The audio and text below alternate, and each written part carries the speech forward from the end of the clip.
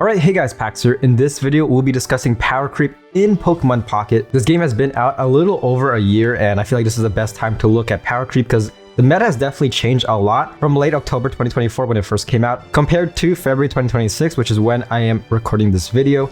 But yeah, this is going to be kind of a chill, little commentary styled video.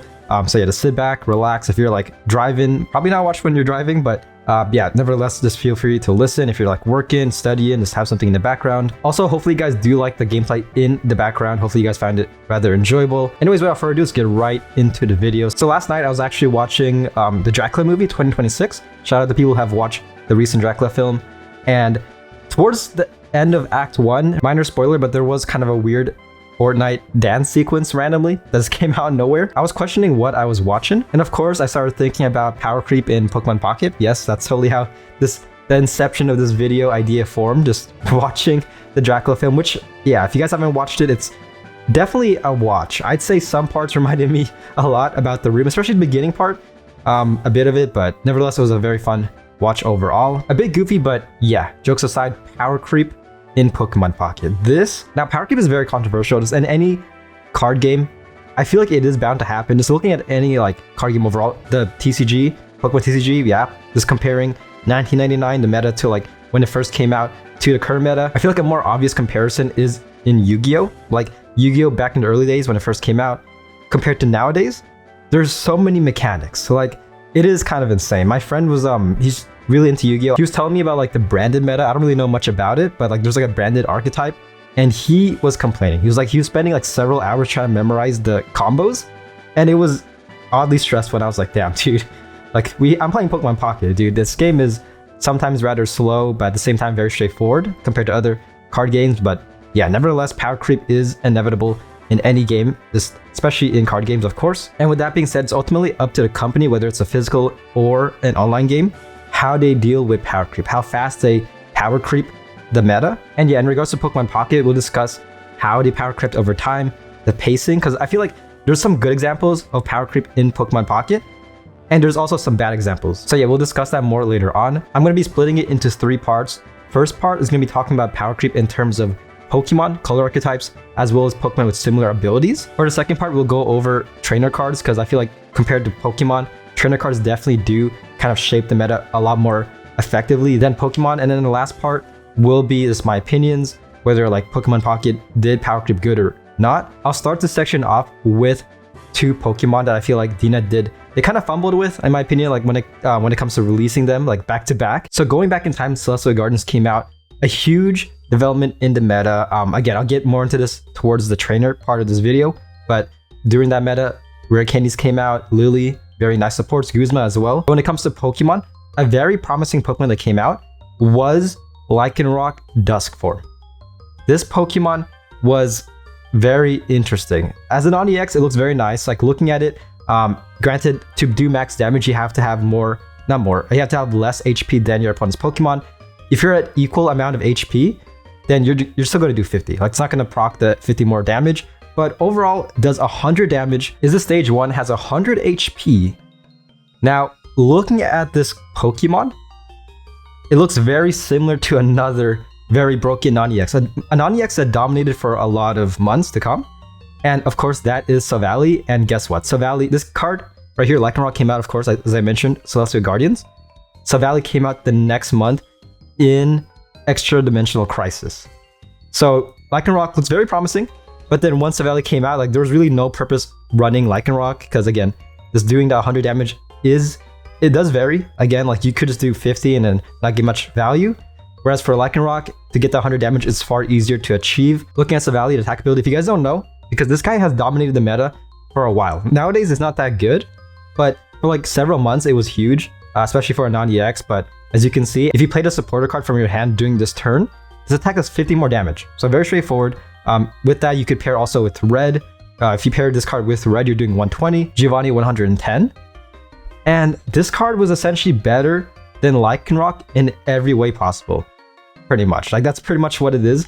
And again, it's very sad. I feel like this is the saddest example of power creep, because Lycanroc was cool, but didn't really have much time to prosper in the meta because Savali came out, and I remember that meta very prominently. Savali was just in every game I played. In ranked, it was most likely like you're doing a mirror match. If you're playing Silvally, then you're gonna go up against another Silvally, especially with the release of Oricorio, which we'll talk about Oricorio later on as well. But yes, dude, that was very sad. I feel like they should have released Silvally probably in the next pack. Lycanroc was most prominently paired with Rampardos. And then again, next month, Silvally Rampardos was huge. Not the best pairing in my opinion. This was also in the meta where Zeraora came out. So a lot of people did run Zeraora, Oricorio, and Silvally decks.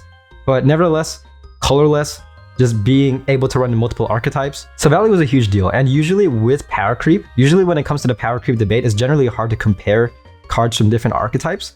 An example is Hydreigon versus Rampardos, is pulling both cards up. They do the same amount of damage. You could argue that Hydreigon is better than Rampardos. I'd argue that they're basically on equal footing. Like in this meta, yeah, Hydreigon is definitely a lot better because of the prominence of the Darkness archetype. Currently, again, keep in mind, I should have said this in the beginning of the video, but I'm recording this before Paldean Wonders does come out, B2A. So we're currently at the end of the Fantastical Parade meta, and currently, Fighting type is dead. Like, it really does suck. We did get a pretty good promo EX, which we will talk about. Keep saying this a lot, but I swear we'll talk about this later on as well. But when it comes to Fighting type, it's really just depressing. We need a booster set that primarily focuses on Fighting type. You know, like, you know how Fantastical Parade was kind of like Psychic themed? We need one for Fighting, please. I want to see Fighting be on top again. Shout out to people who remember the Fighting Toolbox archetype with Marshadow, Non-EX Lucario, Sudowoodo. That was very fun back in the day. But yeah, when it comes to just the base card, I feel like Hydreigon and Rampardos serve their purpose. They do exact same damage. Recoil is slightly different. Rampardos is meant to be kind of like a mid to end game card, whereas Hydreigon, I mean, you could play him your second turn and start attacking. So, I mean, given that, I mean, you could argue that Hydreigon is far better.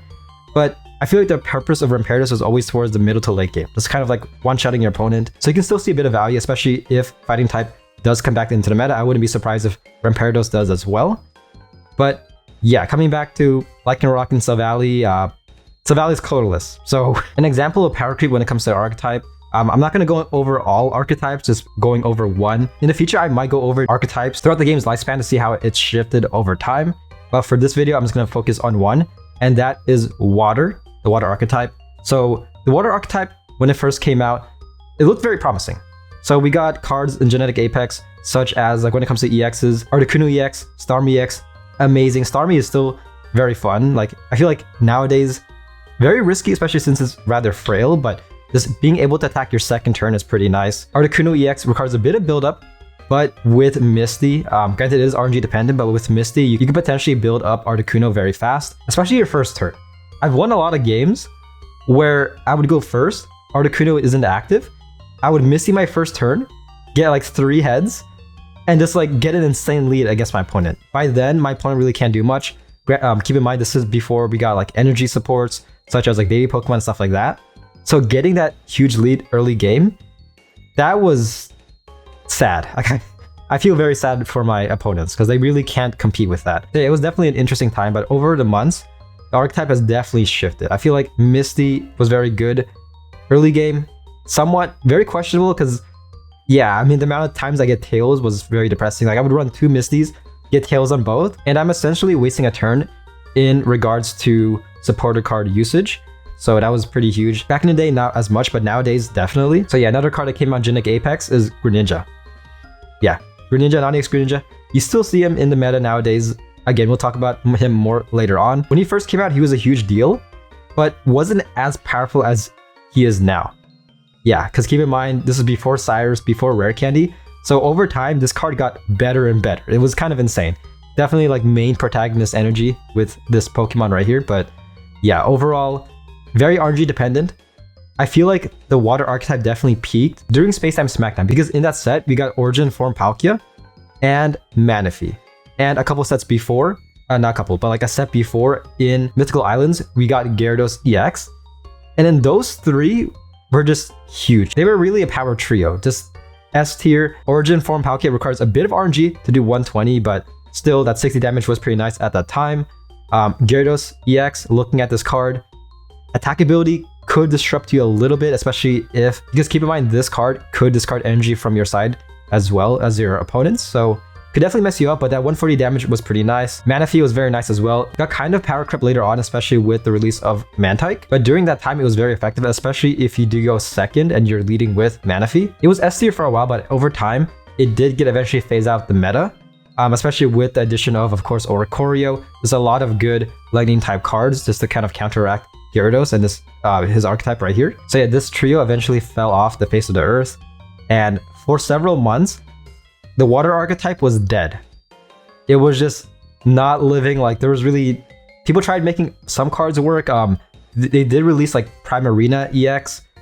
It was okay, but it wasn't as good as other cards in the meta, and it was very sad. I remember making videos being like, I want to see water type on top again, and lo and behold, Suicune EX comes out. Yeah, and I mean, if you play this game, you've seen this guy for like several months, along with his partner, Greninja. As I mentioned, Greninja was good. When it comes to Greninja overall, you've seen him in other color archetypes as well. Not really attacking, more so just using that card for the ability. Just amazing, especially paired with Cyrus, because you can do the Greninja Cyrus combo, target the bench, Cyrus that bench Pokemon into the active, and just beat them up. You still see that nowadays, especially with like decks such as like Magnezone and Greninja. I've seen pairings like that. Mega Altaria Greninja, just doing that extra 20 damage could definitely help you out in the long run. Dominated, it's still dominant. It dominates the meta currently. If you're watching this in the future, it might have been phased out, you never know, but currently it looks very promising. This could age very badly. Like, imagine next month this gets instantly phased out for like, I don't know, Quaxo EX. Very unlikely, but yeah, that pairing is still very good. And it's comparing the two archetypes, Gyarados Origin Form Palkia and Manaphy versus Suicune EX Greninja. It's night and day. I feel like the main draw for Suicune Greninja is that, one, it doesn't require much RNG, and two, it doesn't require as much energy as the Gyarados EX archetype. Because looking at Gyarados requires 4 energy, and in this current meta, the meta is very fast paced and really can't compete against Greninja and Suicune. Because yeah, Cyrus Greninja, if you're running Gyarados EX going up against Suicune Greninja, you could be building up Gyarados EX in your bench, and as soon as your opponent gets Greninja out, it's pretty much over. Especially with Suicune EX's ability just able to generate cards relatively fast, your opponent can easily Cyrus Greninja your Gyarados EX, and it's GG by then. Just getting that insane lead, especially since most of the Pokemon in the Suicune Greninja deck only require 2 energy. And yeah, with that being said, I feel like Dina has tried to kind of go back to the Gyarados EX kind of format in terms of cards, like when it comes to like energy requirements. Because I mean, looking at it, we have Mega Gyarados EX, which is very similar to Gyarados EX. It's pulling up both cards side by side. As you can see, it requires both the same amount of energy. Given this, you could argue that Gyarados EX is far better, because Gyarados EX is an EX, of course, whereas Mega Gyarados EX is a Mega. So once this Pokemon gets knocked out, your opponent instantly wins. So with that in mind, if your opponent does knock out Gyarados EX, it might be over. Of course, the Mega is more of a liability. So yeah, with that being said, I feel like Dina's going in the wrong direction with Water type, because looking at that, we got Mega Gyarados EX. The next month, we got, what's his name? Mega Blastoise EX. Same thing. To do the max damage, you need a ton of energy. I think 6 energy in total to like get the max attack ability damage. So yeah, and then next month after that, the current month, we got Mega Swampert EX. And that guy, same thing. Very similar to Gyarados EX, but could potentially disrupt your opponent a lot. Inversely, you as well. So if you guys haven't seen my deck showcase, I do suggest checking it out. My cat's trying to turn off my computer, what the heck. But yeah, slightly digressing, but looking at the 2 decks, both of them were S tier at their time. But in terms of power creep, Suicune Greninja is far better because of course, instead of focusing more on like RNG, Misty, stuff like that, Suicune Greninja focuses on fast-paced chip damage as well as easy card generation. And I feel like this comparison is a good example of the meta overall, because looking at the meta, very fast paced. I feel like most of the viable cards in the current meta are Pokemon that only require 2 energy to attack. Sure, there are exceptions, but I feel like that's kind of like the norm. Like looking at meta cards currently, Mega Altaria only requires 2 energy. Mega Absolute EX requires 2 energy as well. Another more recent example of power creep revolves around Lucario. Now, Lucario as it is, I wouldn't consider this card as an example of power creep, more so like just kind of nerfing the prominence of EX Pokemon. This card essentially made it so that you need to have kind of like an Lucario counter in your deck. So like you can't just run a pure like EX deck. I mean, sure, you can definitely run just like a pure EX deck, yeah. But if you go up against an Lucario, it's going to be very hard to counteract this Nightmare Bird. What makes this card special is the ability. That's pretty much it. Damage is okay, yeah. but it's pretty much the disruption because of the ability that makes Oricorio what it is today. And looking at the current meta, they've actually added cards that counteract Oricorio's ability. So in Fantastical Parade, they introduced this Alolan Muck card. So looking at this card, HP 110, stage 1, what the main draw is the ability here. So Power of Alchemy. Basic Pokemon in play, both yours and your opponents, have no abilities. So in other words, if you're pairing Alolan Muck with an EX, let's say like Mega Absolute EX, you have one of those EX Pokemon in the active, Alolan Muck in your bench, it's free game against that Oricorio. Just bullying that Oricorio, just one-shotting, just doing whatever you want to that Oricorio. As long as it's legal. Yeah, let's go with that. Yes, looking at this, I feel like I wouldn't be surprised if this game goes into the direction of adding Pokemon that have the ability to negate ability. Now, granted, Alolan Muck isn't really that meta prominent currently, but there is potential with this card. I wouldn't be surprised, again, if you're watching this in the future, I wouldn't be surprised if like they add a very broken EX Pokemon that pairs very well with Alolan Muck. I can very much see that happening. But another example of a card they added that negates abilities is Mega Metachamp EX. This promo card, they're basically one of the most effective promo cards in the game, at least when it comes to the B series. I did make a deck showcase of this card when it first came out. I'm going to play a little snippet of that deck showcase right here. And as you can see, going up against Oricorio, this guy is able to one-shot. Just like that. Yeah. Able to one-shot Oricorio. Stage 1 has 180 HP, requires 3 energy. If this Pokemon has any psychic energy attached, this attack does 40 more damage. This attack isn't affected by any effects on your opponent's active Pokemon. Any effects. So looking at, of course, Oricorio, not affected by that effect. And you're doing type advantage and just one-shotting this Nightmare Bird, which is kind of insane if you think about it, especially for a promo card. Being this effective, able to one-shot the bird that a lot of EX fear, it's kind of scary, especially if Dina goes, again, into this direction, just like negating abilities. And if you guys are curious, one card that definitely will hard counter Oricorio is the Stadium card, Silent Lab. Looking at this card, as you can see, each basic Pokemon in play, in each player's hands, and in each player's discard pile, has no abilities. So as long as this card is in play, Oricorio is defenseless. Like, freaking Mega Charizard Y can just go ham, just absolutely disintegrating this bird, literally making this bird into fried chicken. That is possible with the Stadium on the field. Yeah, rest in peace Oricorio. If they add Silent Lab, then there's really no bouncing back. Like, decks can just be like purely EXs again, which is why I feel like when it comes to the game, I feel like you should probably hold off on this. Yeah, because I mean, Oricorio does its job. It's kind of like the Avatar. If you want to compare this to like a show, I'm talking about a show, not the movie, but it's kind of like the Avatar, maintaining balance between non-EXs and EXs, keeping EXs in check, not being too powerful. But if they release the Stadium, the balance is gone. It's just all chaos, pretty much. Non-EXs, there's still going to be some good ones, but you can't really rely on Oricorio just being an absolute wall anymore. So yeah, that was the Pokemon portion of this video. The next portion will be going over trainer cards. And in my opinion, trainer cards define the meta. They basically determine power creep overall. Like Pokemon, sure, they could release a very broken Pokemon and kind of like power creeps the archetype and like other cards. Yeah, but I feel like overall, those Pokemon won't be as good if it weren't for trainer cards. Greninja wouldn't be as effective nowadays if it weren't for cards such as Rare Candy. You're getting an insane lead, especially if your opponent isn't really built as much as you are, of course, but I feel like another good example is with Hydreigon. Hydreigon going first, if you Rare Candy evolve into Hydreigon your second turn, you can just start attacking, doing 130. And without Rare Candy, you have to build it manually, your opponent can work around that. A recent example in terms of trainer-specific power creep is Lucky Ice Pop. Lucky Ice Pop versus Potion. Looking at both cards, they're very similar. With Lucky Ice Pop, there's more value, but does require a bit of RNG. Like looking at both cards, both of them could just heal 20. And that's pretty much it. If you get Tails after using Lucky Ice Pop, it's essentially doing the same healing as Potion. But this card's potential is insane. I've had games where I would heal 120 HP using only one Lucky Ice Pop. I'm about to lose, my opponent's Pokemon will one-shot my Pokemon next turn. I Lucky Ice Pop, heal up 120, and just like that, my opponent concedes. They're like, what the heck, man? I was about to win, and freaking I pull it's my main protagonist powers and just instantly just like beat my opponent just like that.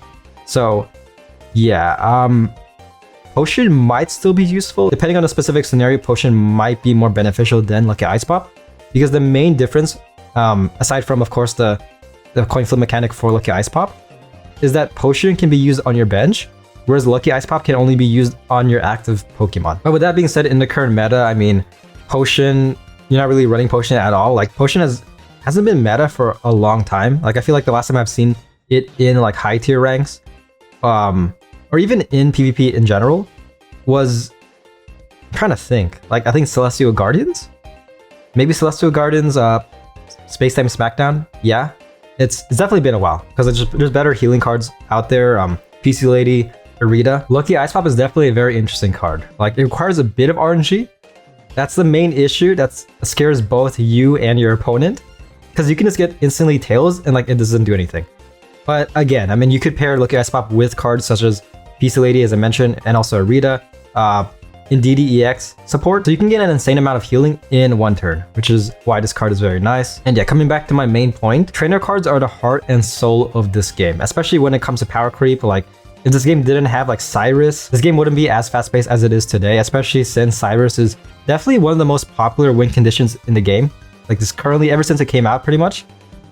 They should definitely do a poll, like, which is like the most infuriating card to go up against. I feel like it's gonna be like primarily Lucario and Cyrus, because the amount of times I've surrendered when my opponent Cyrus is, inversely the amount of times my opponent does surrender when I do Cyrus. Watching this video, if you see the background footage, there are several battles where my opponent would just surrender after I Cyrus.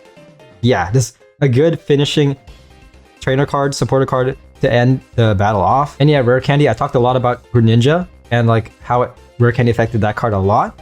But looking at other cards as well, like looking at Charizard EX from Shining Revelry, when this card first came out, it wasn't that good. I never went up against this Charizard EX. I went up against the old one a lot, but this card without Rare Candy, it just requires too much buildup, you know, like it requires too many turns to like actually get out, and overall not really worth running. But the next month when Rare Candy did come out, this card instantly became S tier. Debatably better than the old version. If you go first, you can just like start attacking your third turn, which during that time was pretty huge. Was doing that 150 while also having a lot of HP. So yeah, those were examples of power creep in the game, both in terms of Pokemon and in terms of trainer cards. Now, the last portion of this video is my opinion on power creep. I think it's fine in increments. You know, like, don't do what they did with Lycanroc in Savali. Like, I feel like that example isn't that huge. Like, once Lycanroc did get power creep and forgotten, I don't think that many people cared as much. They're like, okay, Savali's cool, that's nice. Like, people really just forgot about Lycanroc very fast. I didn't. Special place in my heart, but yeah, just don't do it like that. Where like they would release a very broken EX one month, then the next month they release another one that's like drastically better. They shouldn't do that. This is why, like, I feel like decks such as Suicune Greninja, like, you might hate that deck, yeah, with a passion, but I feel like that deck serves its purpose. You know, like, it's good and it still continues to be viable for several months. Like, the main issue, like one of the main criticisms of this game is that the meta shifts too fast. You know, like, it's hard to keep up with the meta, but if you invest in Suicune Greninja, you can use that deck for several months. You can just climb to Master Ball using that deck, and sure, it does kind of change a little bit. You might have to get cards such as like Indeedee EX, Copycat, and then like May, stuff like that, sure. But I don't think that's too bad, you know, like, because I mean, trading exists, you can just trade. Supporter cards, trainer cards, sharing also exists as well, so it's very easy to get those cards. So yeah, with that being said, there are solid decks to invest in, and I feel like that's fine. Just don't add broken cards back to back. Like, imagine in an alternate universe, 1 month Charizard EX from Shining Revelry does come out. We already have Rare Candy, of course, so that deck is already S tier. The next month, Mega Blaziken EX comes out. That's too fast. Same thing applies with trainer cards. Like, as I mentioned, sure, it's very easy to get said card, but nevertheless, the effect of the trainer card in the meta could drastically shift how the game is. You know, like, imagine they add a card that's like on par with Cyrus. That could potentially just like kill a lot of decks. So yeah, with trainer cards, Dina definitely has to play it more cautiously. Just think of the meta overall. Like, how hard will this card affect the meta? Like, imagine if they do add like as I mentioned before, pulling it up yet again, Silent Lab. If they bring this card into the game, think about the effects. Like, Lucario is dead. What else is affect? Suicune's gonna get hard nerfed. Just the whole, like, all the legendary dogs. So yeah, ultimately just be very cautious. And yeah, that's pretty much the video. Hopefully you guys did enjoy me just kind of rambling on. Hopefully you guys did enjoy this kind of format, just me just kind of talking, just at the camera, at my screen, just looking at my notes, and yeah, just talking as I go. Really do like this kind of format. Although, I mean, I'm not really that good at speaking, as you can probably tell, but that is a soft skill that I'm trying to improve on. So yeah, hopefully you guys do enjoy a little bit of my character growth. As you can see, I have no idea what I'm saying. I'm kind of losing it. Been recording for like 30-ish minutes, but yeah, nevertheless, hopefully you guys enjoy. And again, I do plan on making more commentary style videos in the future. Some ideas I have are like just like looking at color archetypes again, as I mentioned before, looking at color archetypes, how it changed over the game's lifespan, like from the beginning to the current meta, looking at the fighting type archetype and its downfall. Very depressing, but yeah, with that being said, please, Dina, I don't know if you're listening, probably not, but fighting type needs some love. Like, please. Water, just give up on water at this point. Like, Suicune Greninja is already still very good, but fighting type has been pretty mid for a long time. And yeah, it's a video. Hope you guys did enjoy, and I'll see you guys on my next one. Peace.